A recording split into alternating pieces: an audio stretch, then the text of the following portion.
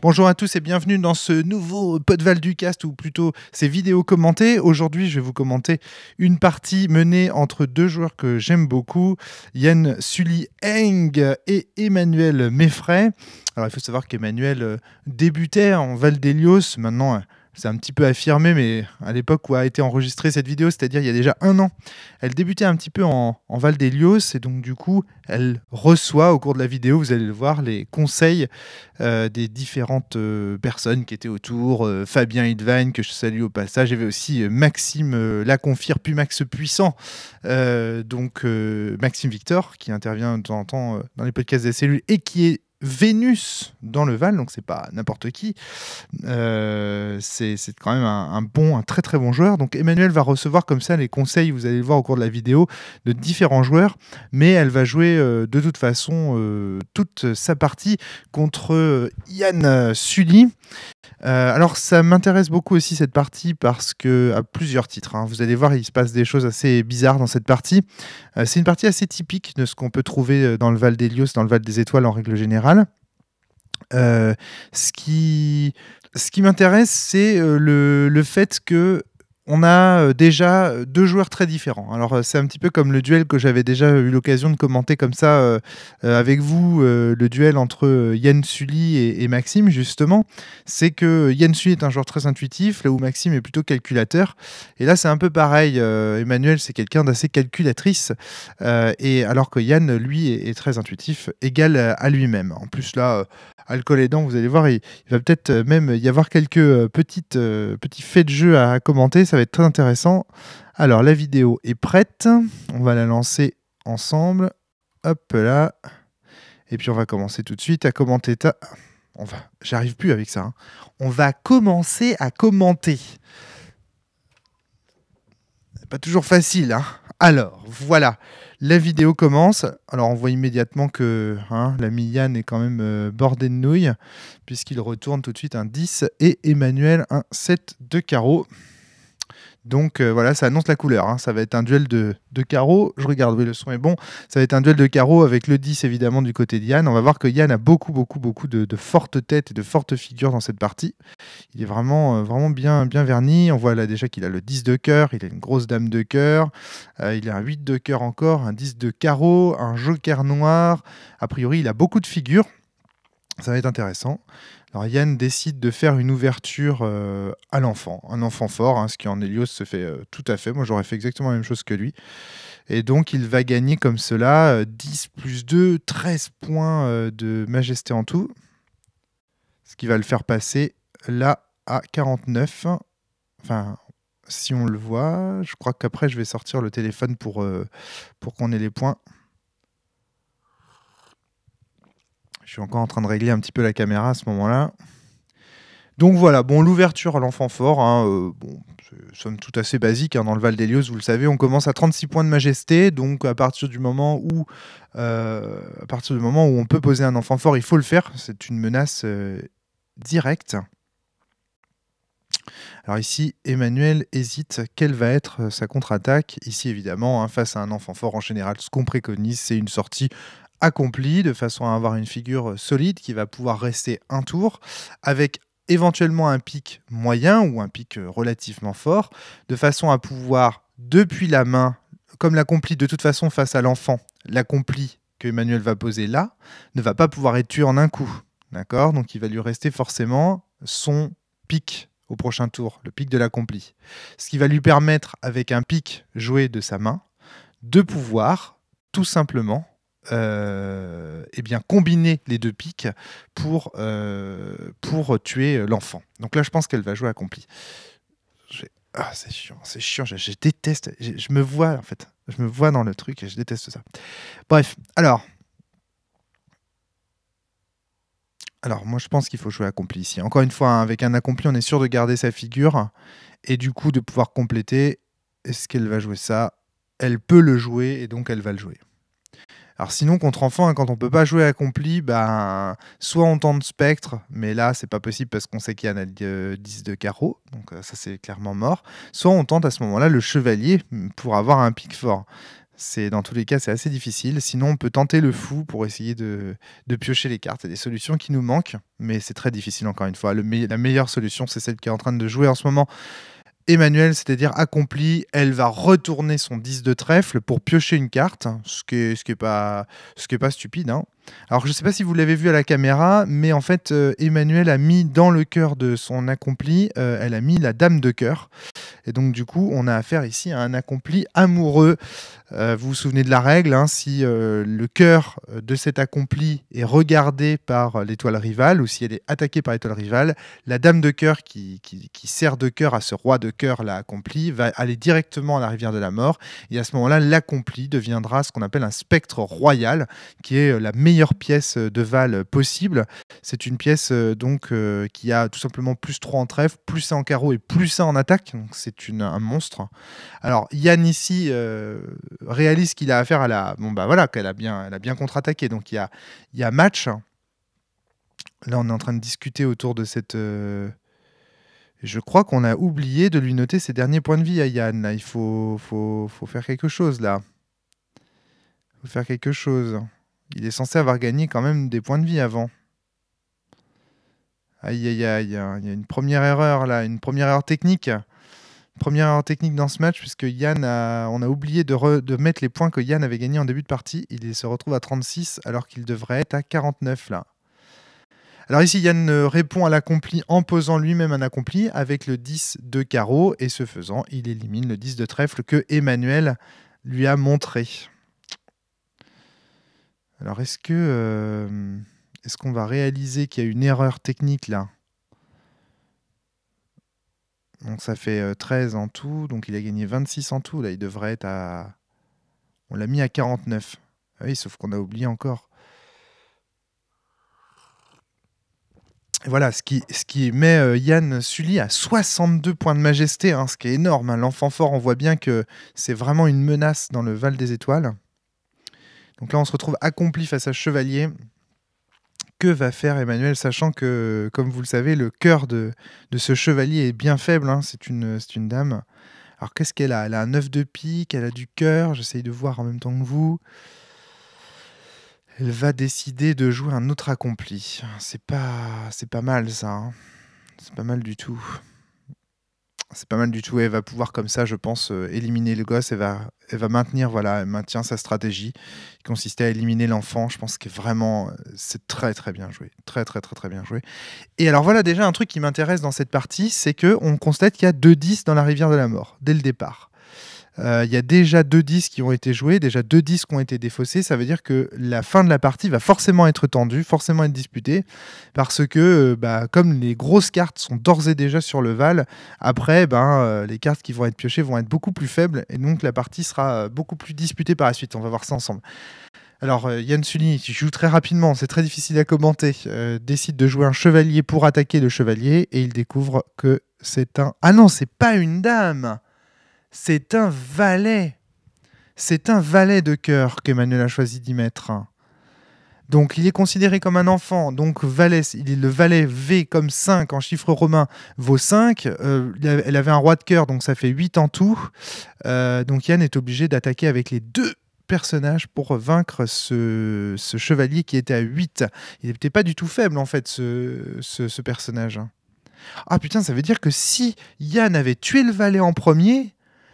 Emmanuel aurait eu un spectre royal en place de ce roi de cœur, et du coup, elle aurait été à 10 plus 3, 13 points de pouvoir. Ah ouais, c'était intéressant, hein. Heureusement qu'Yann a décidé de jouer son 10 de carreau d'abord sur le 10 de trèfle.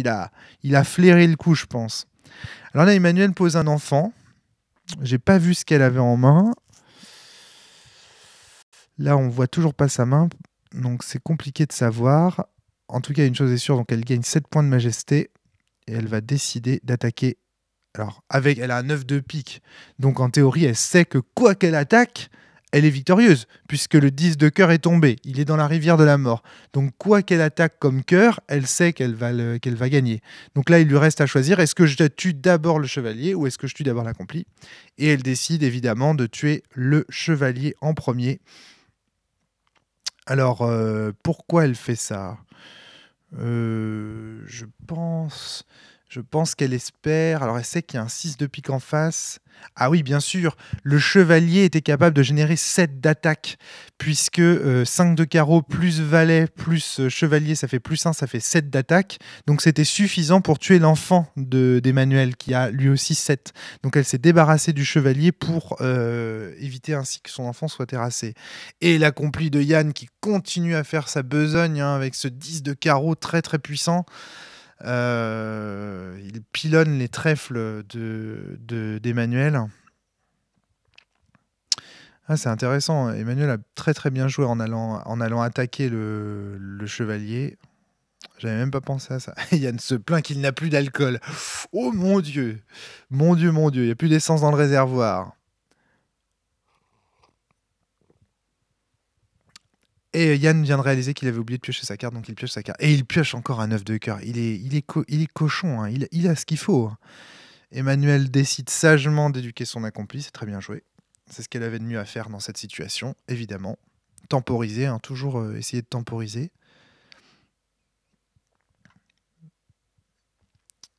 Elle va attaquer, donc toujours avec son 9 de pique maître, hein, donc elle peut raser les cœurs sur le versant de Yann. En plus, elle lui rase là ici un beau 8 de cœur, c'est quand même ultra violent. Yann prend 5 points de majesté du fait d'avoir un spectre qui apparaît sur son versant.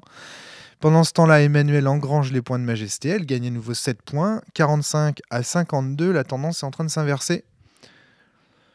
Si elle se retrouve en position de force avec un accompli et un enfant en jeu, mais elle n'a plus de cartes en main, elle n'a que 2 cartes en main, mais Yann suit lui aussi, hein, donc on voit bien qu'ils ont dépensé toute leur force en début de partie, et que maintenant, ils se retrouvent réduits à ce qu'il y a sur le Val. Alors là, on a quoi? On a un spectre, hein. Il a un spectre, et toujours avec son 10 de carreau, il va encore décider d'attaquer. Ah, il faut peut-être changer de stratégie là, Yann, hein. Est-ce qu'il peut jouer? Moi, je pense qu'il faut jouer le 10 de pique ici. Dans sa position, je pense qu'il faut jouer le 10 de pique de sa main pour tuer le cœur et vaincre l'accompli d'Emmanuel en un coup. C'est pas ce qu'il décide de faire. Il veut pas se défausser de ce 10. Hein. Il n'a pas envie de s'en défausser. Pourtant, il devrait. Je pense qu'il devrait le faire. Oh mon Dieu, ça passe pas. Ah bah non, donc effectivement, il a bien joué. Heureusement qu'il n'a pas dépensé son 10. Quoique de toute façon, même si ça passait pas, vu que Yann a un spectre, il aurait pu repiocher son 10 dans la rivière de la mort. Moi, j'aurais fait ça quand même. Hein. Ceci dit, là, du coup, vu que, putain, elle a 8 de trèfle, Emmanuel, ça veut dire qu'elle est à 11. Son accompli a 11 en pouvoir. 11 en pouvoir, c'est hors de portée du 10 de carreau de Yann. Oh là là là là là là, Emmanuel est en position de force là. Vraiment, je pense que là, le Val est presque gagné pour elle, mais Yann a encore le 10 de pique en main, il peut encore s'en servir d'une astucieuse façon. Alors, ici, l'hésitation d'Emmanuel. Pourquoi hésite-t-elle? Il n'y a pas à hésiter, il faut jouer le 8 de carreau sur le spectre de Yann et l'éliminer. À moins que son carreau, il est possible que le carreau de son accompli soit très faible et qu'elle hésite. Alors voilà, pour moi, c'est évident qu'il faut faire ça. Attention, le 4 va sous le 8 de carreau, voilà, tout à fait. Alors là, oui, à moins que... En fait, peut-être qu'Emmanuel hésitait à éduquer directement son gros accompli avec le 8 de carreau. Parce que peut-être que le carreau qu'elle a dans la tête de son accompli n'est pas très fort. Et donc, du coup, peut-être que c'est ça son hésitation, en fait. Elle devait hésiter à mettre le carreau dans la tête de son accompli. Là, donc, elle joue 7... elle gagne encore 7 points de majesté. Elle va gagner 7 points comme ça par tour. Puisque Yann laisse l'enfant vivre. Yann en voit bien son problème ici, c'est que... alors là, Emmanuel hésite. Elle n'a pas encore joué son accompli, puisqu'elle a réussi avec le 8 de carreau à éliminer directement le spectre. Pendant sa phase d'influence, elle a réussi à éliminer le spectre de Yann immédiatement en jouant le 8 de carreau. Ensuite, pendant sa phase des actes, donc le moment où ce sont les personnages d'Emmanuel qui agissent, elle fait en sorte que son enfant prie pour elle et gagne 7 points, lui fasse gagner 7 points de majesté. Alors 6 plus 1, hein, parce que c'est un enfant. Donc ça fait 7 points de majesté, ce qui l'a passé là à 52. Et maintenant, elle hésite que faire avec son accompli.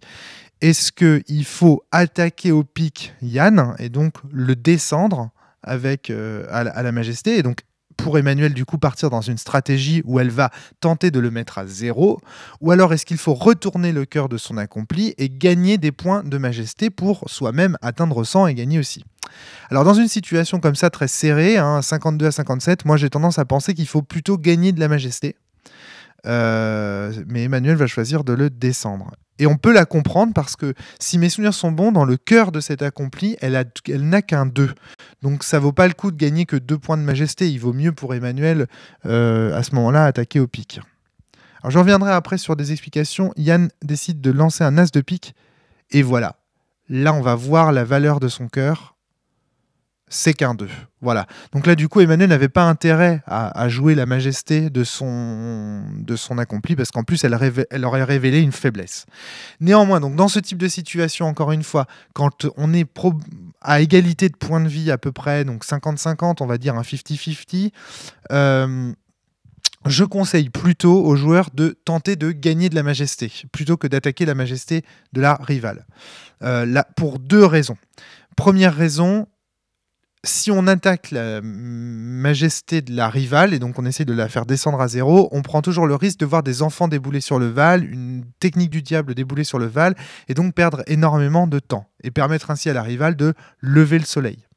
Donc ça, c'est le premier point. Je trouve que c'est beaucoup plus facile de gagner à la majesté, beaucoup plus difficile pour un adversaire de maintenir sous pression la majesté de sa rivale, et donc de l'empêcher de gagner à la majesté. Empêcher un adversaire de gagner à la majesté, c'est toujours plus difficile que de l'empêcher de gagner au point de vie. Bon là, Emmanuel, on voit, elle choisit de faire les 2 stratégies en même temps, c'est-à-dire d'attaquer les points de vie de Yann, donc de maintenir sa course à la victoire vers la défaite de Yann, et en même temps de gagner en fait du cœur, et donc d'augmenter sa course à la majesté.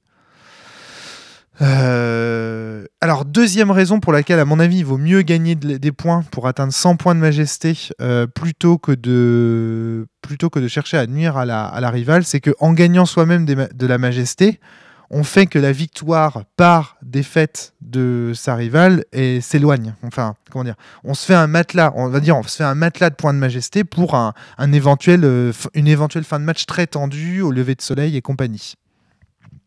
Donc moi je trouve que c'est toujours intéressant d'essayer de plutôt, quand on est à égalité et que les positions nous sont à notre avantage, d'essayer plutôt de gagner à la majesté en Hélios, hein, on parle bien du Val d'Hélios là, d'essayer de gagner à la majesté plutôt que d'essayer d'éteindre sa rivale. Mais je crois que ce conseil était aussi valable en Antares sur des parties longues. Donc là, Yann décide de jeter un 7 de cœur de la main, il peut le faire. Alors pourquoi il décide de jeter un 7 de cœur de la main pour passer à 37? On pourrait se dire que c'est un mauvais coup, il ferait mieux de le garder en main, mais pas du tout, parce qu'il a un 8 de cœur encore en main. Donc il ne se met pas en pénurie en jouant ce 7 de cœur, il temporise, et évidemment, qu'est-ce qu'il attend, Yann? Il attend de piocher une figure, parce que là on voit que Yann, s'il ne peut pas jouer, c'est parce qu'il est en pénurie de figures. Néanmoins, un avantage de sa main, c'est qu'il a toutes les ressources cardinales. Il a du pique, du carreau, du trèfle et du cœur. Ça veut dire que s'il obtient une figure, il va pouvoir à nouveau déployer du jeu. Et donc, attention, l'assise sur laquelle se trouve en ce moment Emmanuel est très fragile parce qu'au final, Yann peut revenir à tout moment. S'il pioche une figure, la partie peut se retourner en sa faveur à tout moment, vraiment. Alors là, donc, Emmanuel continue toujours sa stratégie, gagner de la vie et en même temps attaquer avec le 9 de pique. Voilà, c'est évident.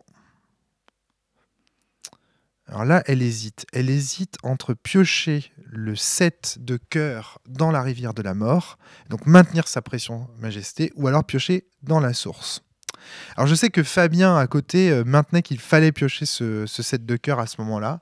Néanmoins, quand on regarde la main d'Emmanuel, on voit qu'elle a un 4 et un 5 de cœur. Autrement dit, elle n'est pas en pénurie de cœur.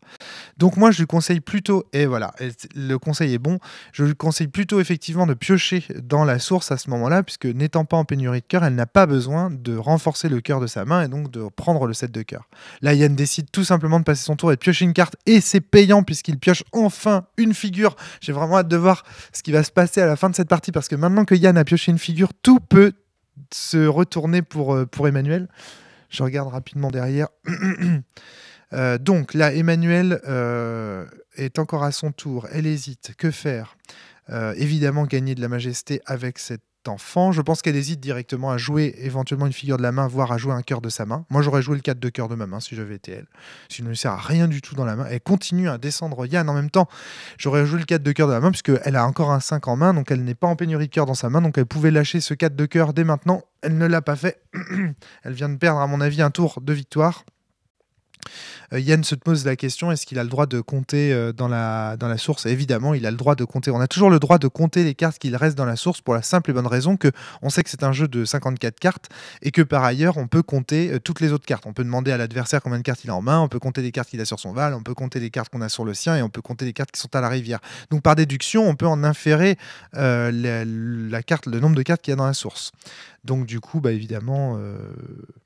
on peut compter la source. Alors là, j'ai fait un petit zoom, je me suis permis au montage de faire un petit zoom sur la main de Yann, parce que je trouve que c'est un moment très intéressant dans cette partie, un moment assez crucial, où Yann, ça y est, a enfin une figure, et donc va pouvoir jouer ce qu'il désire. Alors, on voit qu'il a un 7 de trèfle, un 10 de pique, un 9 de cœur et un 5 de carreau dans sa main, donc il peut jouer accompli, il peut jouer absolument tout ce qu'il veut.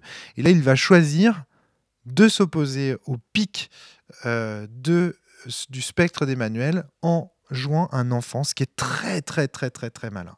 C'est très très très malin, parce que si Emmanuel n'a pas de pique en main, ce qui est probable quand même vu le nombre de piques qui sont tombés, le joker noir est également tombé, il y a beaucoup de figures de piques qui sont déjà tombées, si ce n'est toutes, donc ça veut dire qu'il a quand même de grandes chances que ce pari soit payant, et en plus en jouant un enfant, il se redonne de la majesté, et donc il retarde la victoire d'Emmanuel, au moins à la défaite de la rivale, c'est-à-dire il empêche Emmanuel de le faire tomber à 0.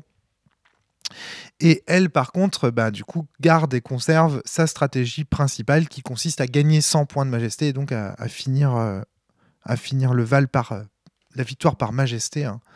Lorsqu'on brille à tel point qu'on occulte la lueur de la rivale, Emmanuel décide de poser chevalier, elle retourne l'enfant, gagne 7 points de majesté, passe à 82. Elle ensuite décide non pas de jouer le chevalier pour son pic, donc elle aurait pu jouer le pic en plus de son chevalier et tuer l'enfant, mais elle choisit plutôt de courir la stratégie majesté, donc elle gagne 6 et 7, 13 points. Là ici, elle est en train de s'envoler, elle va passer à 88 points de majesté. C'est énorme, énormissime. 88 points de majesté... Et là, elle n'a plus qu'à... Maintenant qu'elle est à 88 points de majesté, elle ne peut plus perdre, puisque le 7 de cœur donc est toujours au-dessus de la rivière de la mort, qu'elle dispose d'un spectre, et donc elle peut aller piocher ce 7 de cœur. Si elle pioche ce 7 de cœur au prochain tour, elle passera, en le jouant de sa main, à 95. Et étant à 95, elle pourra jouer son enfant et passer à 100. Yann ne pourra absolument rien faire, puisque de toute façon, quoi qu'il fasse depuis sa main, soit il détruit il peut détruire qu'une seule figure. Hein. Il peut jouer le 10 de pique de sa main, mais il ne peut détruire qu'une seule figure. Soit il détruit le chevalier, auquel cas il reste l'enfant qui fait 7. Elle gagne 7 points de majesté, elle passe à 95, plus le 7 qu'elle jouera à ce moment-là de sa main, elle sera à 100. Soit il tue l'enfant, auquel cas il perd 5 points de majesté et il lui reste le chevalier. Elle gagne 6 points de majesté, elle passe donc à 84, plus 7, ça reste gagnant, elle passe à 101. Donc là, si elle pioche le 7 de cœur, elle est absolument certaine de gagner le Val au prochain tour. Quoi qu'il arrive, Yann ne pourra pas la faire perdre. Même si, imaginons par exemple, il pose un accompli en plus, il réussit à tuer le spectre, ouais, mais du coup, elle gagne 5 points de majesté, puisque le spectre disparaît, et donc du coup, elle repasse à 93, et à ce moment-là, c'est perdant aussi. Donc Yann ne peut pas prendre la majesté d'Emmanuel pour cible, puisqu'il y a un spectre qui fait bouclier. Je rappelle que tant qu'il y a un spectre sur le versant de quelqu'un, sa rivale ne peut pas jeter du carreau pour atteindre directement Sa Majesté. Donc ça veut dire que concrètement, Yann ne peut pas jouer de carreau ici, sauf sur le spectre d'Emmanuel. Donc il ne peut pas la faire descendre, il ne peut pas l'empêcher de gagner au lever de soleil, n'importe quoi. Il ne peut pas l'empêcher de gagner à la Majesté. Mais en plus, il ne peut pas l'attaquer au pic non plus, parce qu'il y a des enfants et des chevaliers qui la défendent. Autrement dit, en piochant le 7 de cœur, Emmanuel est certaine de remporter ce val. Ici, elle hésite, je ne sais pas pourquoi. Je ne sais pas pourquoi elle hésite. Je pense qu'elle n'a pas calculé qu'elle était aussi près de 100 points. Je pense qu'elle n'a pas, elle n'a pas tilté ça. Yann, lui, est renfrogné sur son siège. Lui, il a compris. Hein. Lui, il a compris. Mais il joue jusqu'au bout. Ce qui est intéressant, c'est que là, Yann pourrait très bien décider d'arrêter la partie et de dire, bah voilà, t'as gagné, de lui montrer. Mais non, non, non, non, non. On voit que là, sur la vidéo, il se tait. Il se contente juste d'observer Emmanuel. Et il se dit sans doute que bah, elle peut faire une erreur. Elle est pas... Oh, regardez, regardez. Elle n'est pas à l'abri de faire une erreur. Qu'est-ce qu'elle fait là? Parce qu'avec le 9 de pique, de toute façon, elle ne peut pas tuer cet enfant. Attention, l'enfant est à 10. Ah voilà, elle pioche. Et elle décide de piocher le 7 de cœur, ce qu'il faut faire. Donc là, c'est fini pour Yann. La partie est terminée. Elle se retourne. Que va faire Yann? Est-ce qu'il va arrêter de la partie maintenant? Non, non. Il joue encore. Il sourit. Garde le sourire. Ah oui, voilà, c'est ça. Les cartes de pique n'étaient pas toutes tombées, mais... Ah là là, il engendre un spectre. Il passe à 24. Je ne sais pas ce qu'ils sont en train de se dire, mais voilà, et tue le chevalier. Très bien joué, hein, Yann. C'est exactement ce qu'il fallait faire. Malheureusement, elle est à trop de points de majesté. Si, ça se joue à 10 points de majesté près, cette partie. Hein. C'est vraiment très, très, très, très, très, très, très, très, très, très tendu au final. Intéressant, très intéressant. Voilà, le 9 de trèfle. Et pioché par Yann. Dis donc, il aura eu des très, très bonnes cartes, Yann. Hein. Dommage qu'il ait été en pénurie de figures, parce que vraiment, ça se joue à peu de choses. Voilà. Et donc là, c'est au tour d'Emmanuel de jouer. Yann n'a toujours pas... Il est en déneb d'ailleurs, Yann, hein, cette position un cœur plus un spectre. Et c'est marrant, ce qui est marrant, c'est que j'ai l'impression qu'Emmanuel hésite encore. J'ai pas l'impression qu'elle ait vraiment compris qu'elle avait gagné. Voilà, si, ça y est. 7 de cœur, donc qui lui fait passer à 95, plus 7, c'est gagné. Alors, est-ce que j'ai laissé le son? J'aimerais bien qu'on entende, si possible, est-ce qu'on entend ce qu'ils disent?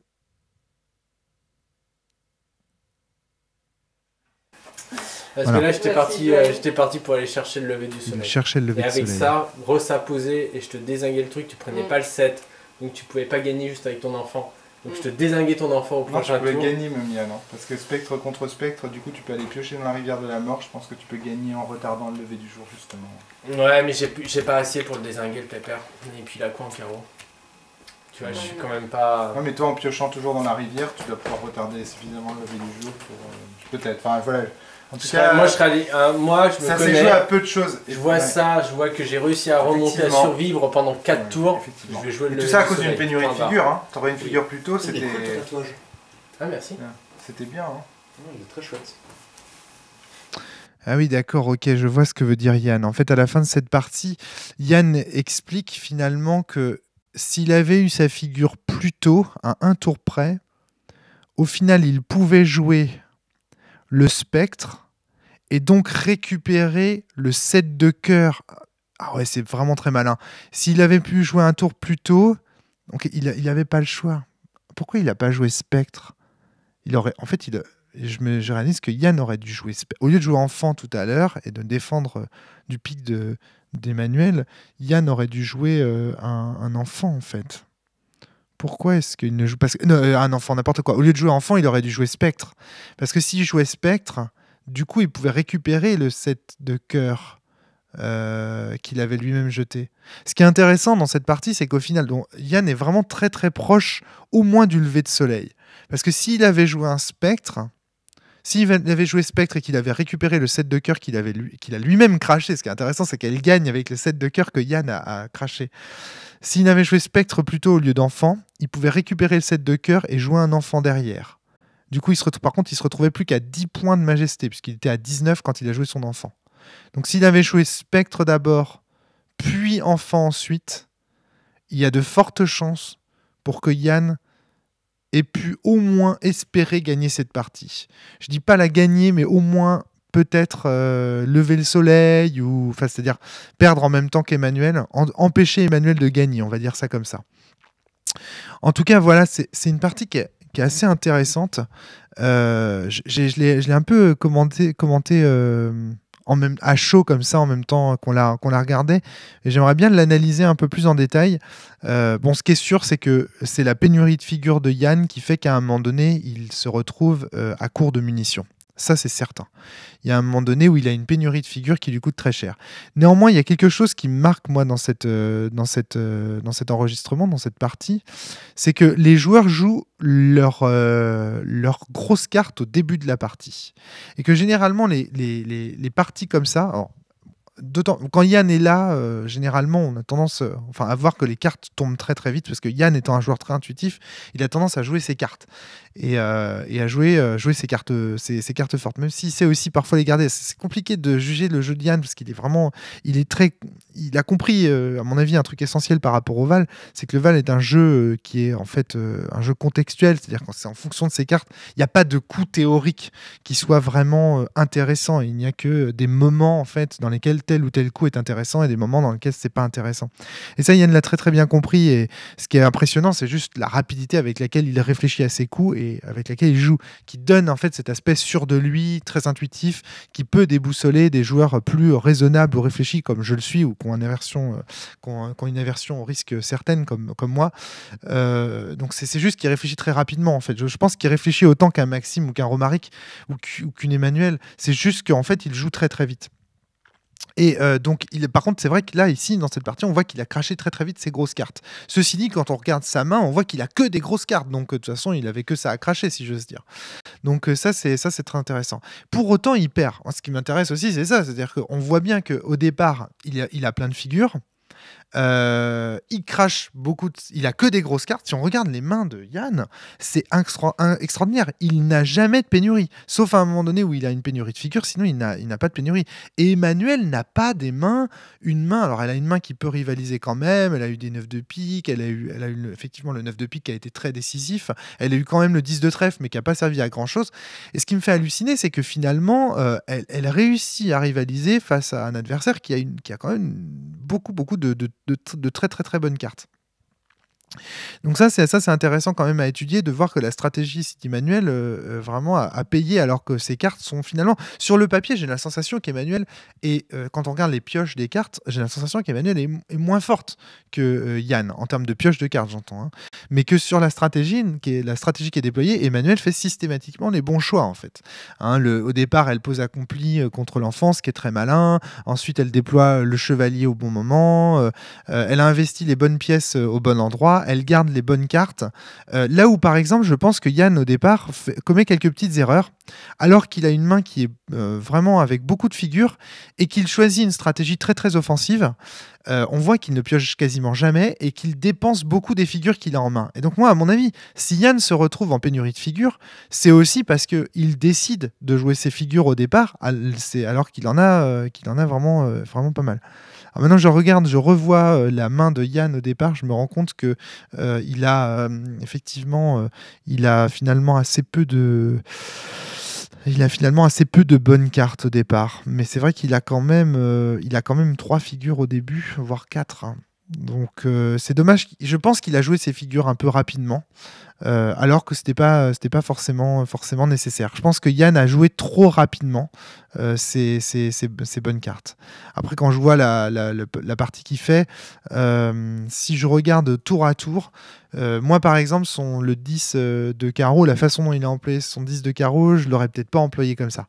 Moi, le 10 de carreau, dans la position de force où est Yann, c'est-à-dire où il sait que de toute façon Emmanuel va pas avoir d'autre choix que de tuer son enfant, je pense que j'aurais utilisé mon 10 de carreau autour de cet accompli pour attaquer les points de vie d'Emmanuel. Attaquer directement en fait la majesté en fait d'Emmanuel. J'ai tendance à utiliser mon carreau contre les accomplis uniquement lorsque le cœur de l'accompli est déjà tombé, plutôt que de l'utiliser comme il l'a fait pour créer des chevaliers sur le versant adverse.